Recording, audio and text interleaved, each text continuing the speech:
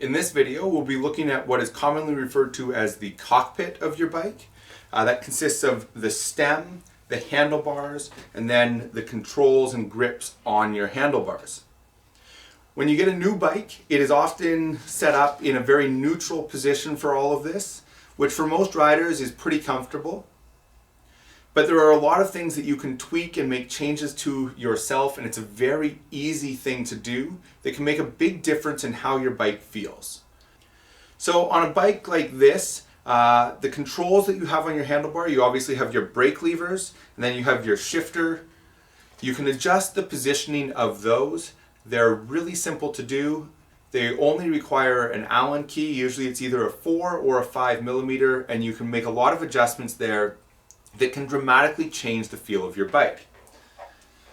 So by simply loosening off the bolt on the back of these, you can change the angle of your brake lever to more horizontal and down to steeper. You can slide it in on the bars or out on the bars. So you can slide it so you can grab it with 2 fingers. You can set it up so it's a 1-finger setup. You can play around with this and find the setup that's right for you. The same way I did this with this brake lever, you can obviously do that with the other brake lever. You can do that with your shifter, with a dropper post remote, whatever it may be. You can make those adjustments pretty easily like that. The other thing that you can do is changing the grips on your handlebars. This can make a huge difference in how your bike feels. So for example, the grips that came stock on this bike are like this guy here. They're a relatively thin grip, and I wanted something that was a bigger diameter just so I had a little bit more to get my hand around. So I went with these ones here. They're a bigger diameter. These ones have a built-in end plug the same way that these ones do. That is an important thing to have, is make sure there is some sort of an end plug on your grips. If it's not built into the grip, make sure that you get a little plastic end plug like this that you can stick in there to fill that end so that you don't have the hollow end of your bar exposed. In a crash, a hollow end of a bar can cause severe injury, so make sure you have something covering that end of your bar. To get grips on and off, there's a couple of different methods. These grips that I've got on here are what I refer to as a clamp-on grip, meaning that there is a clamp at either end and a little bolt that's just hidden underneath the little flap of rubber here. This often is a 2.5 or a 3 millimeter Allen key. You can loosen those, and then the grips will slide very easily on and off.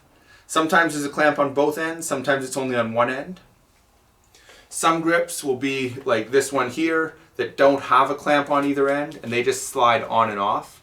If you are using a grip that just slides on and off, I would suggest spraying some WD-40 on the inside of it to slide it on. It'll make it slide on much easier. Then you can twist it into place however you like it, and then that WD-40 will evaporate and it will be stuck in place.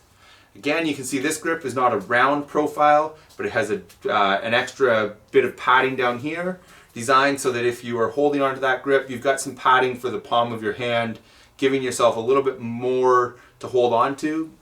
Depending on the style of riding you're doing, you may find that more comfortable. There are a ton of options out there. You can go to stores, you can usually grab onto a grip while it's in the package and get a feel for what it would be like.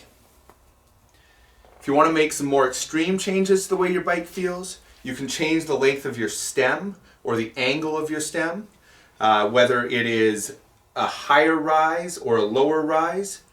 You can flip the stems over to make them high or low rise without replacing the stem. I've got a couple of different stems here just to show. We've got a longer stem and a shorter stem. And as you can see on this position would be what's considered a positive rise. If we flip it over, it's now into what's considered a negative rise. And again, those are changes that you can make that will relate to the height of your handlebar without actually having to replace any parts. Another thing that you can do to change the height of your handlebar is you can adjust where your headset spacers are. So as you can see, I've got quite a few spacers. I've got 3 spacers here underneath the stem on this bike. If I wanted to change that, I could take the stem off. I could move some of those spacers up above and lower the stem if I was looking for a lower height to my handlebars. The other thing that you can do is you can adjust the roll of your handlebars. So if you see this handlebar, it's not entirely flat. It dips down in the middle here. So by loosening the stem bolts on the front of your bike, you can adjust the roll of your handlebar, which will dramatically adjust the feel of your bike. So as I loosen these, you can now see that I can adjust the roll of that bar. I can move it forward, I can move it back, and this, like I say, will make a big difference in how your bike feels. So again, find what's comfortable for you. Other things to consider on your handlebars are just other add-ons. So for myself, I like to ride with a little GPS computer. I've got a top cap here that I can mount that on, so it sits here. For me on this particular bike, I find that's a really good position for it. These computers will come generally with some sort of a clip like this that just is attached with rubber bands. This can just be strapped on to the handlebar, so you can either put it here, sometimes you can put it onto the stem itself. There's also a ton of other options for these. Some that'll have the computer sit out in front of your stem, above or below. There's a ton of options. Find out what works well for you, and don't be afraid to experiment with how your handlebars feel. Small little changes can make big difference in how your bike feels. So you want to try those and see what's right for you. You might try something and find that it just doesn't work. Then it's easy to change it back to the way it was. You might try something and you might go on thinking, how did I never do this before? My bike feels so much better. So I hope this encourages you to experiment a little bit and try different positions and different feels for what you can do on your bike. And hopefully now you, if you've had a bike that hasn't felt comfortable, maybe a few little things like this can change that for you and can make riding more enjoyable for you. Thanks for watching, and we'll see you again in the next one.